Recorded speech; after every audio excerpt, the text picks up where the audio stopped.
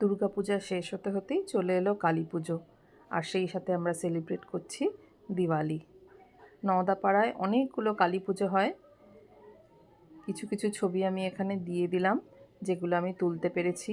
এর মধ্যে বেশ অনেকগুলোই রয়েছে যেগুলো বাড়ির পুজো। আমি পাড়ার কাকিমা, বৌদি এদের সাথে পাড়ার পুজোটা এনজয় করি, প্রত্যেকবার অঞ্জলি দিই।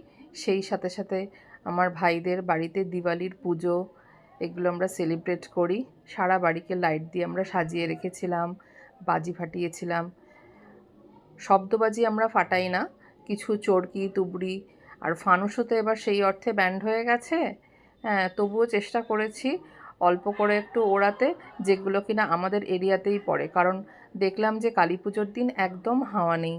আমার মাও খুব এনজয় করছে, বাজি টাজি ফাটিয়ে তুবড়ি জ্বালাচ্ছে। এটা আমার ভাইদের বাড়ির ছাদ। ওদের বাড়ির আশেপাশে বেশ বড় বড় অনেকগুলো হাই রাইজ রয়েছে, সেগুলো লাইট দিয়ে সাজানোর পরে খুব সুন্দর লাগছিল। আর আমাদের বাড়ির ছাদে আমাদের পুচকেটা তার বাবা মা ঠাম্মি এদের সাথে খুব সেলিব্রেট করছে, বাজি ফাটানো খুব মজা পাচ্ছে। ওকে এখনও নিজে হাতে বাজি ফাটাতে দেওয়া হয় না, বাবা মা করে দেয়, সেটাই ও খুব এনজয় করে। এই যে মায়ের হাত ধরে ধরে ও চরকি চালাচ্ছে,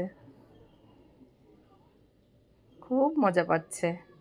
আর আমরা সারা বাড়িতে যতটুকু পেরেছি লাইট দিয়ে আজকের দিনটা একটু সাজিয়েছিলাম। এই একটা দিন আমরা সবাই খুব মজা করি। কি সুন্দর লাগে না চতুর্দিক আলোতে যখন ভরে যায়। এইবার আমরা প্রথমবার সেল এনেছিলাম, যদিও খুব ছোট্ট, আর নিজের ভিডিও তো করা হয় না, তবুও চেষ্টা করেছি একটুখানি করতে। আর আমার বোনের ছেলে, সে মামার সঙ্গে এসেছিল ফানুস ওড়াতে। হাওয়া নেই বলে ফানুস আর উঠছে না, ওইটুকু উঠে আবার নেমে আমাদের গলিতেই পড়ে গেল। পুজো শেষ, সেই সাথে সাথে আনন্দ শেষ। মায়ের মূর্তি বিসর্জনে পাড়ার কাকিমা বৌদিদের সাথে আমার মাও চলল।